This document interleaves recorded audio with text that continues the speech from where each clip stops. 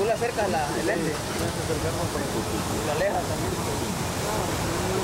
Como las publicaciones, si le acerca mucho, pues por ahí no sacarlo de cuadro.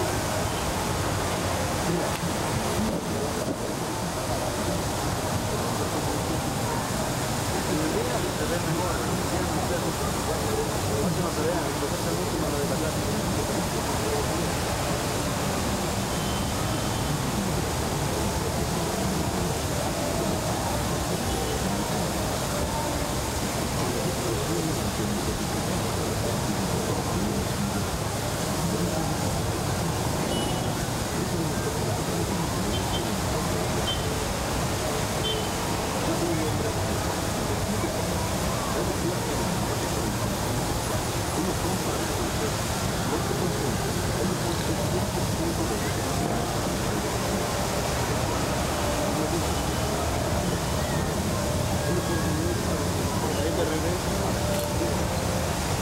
trayecto, porque solamente hay que ir, porque te metes a la valla y te vas a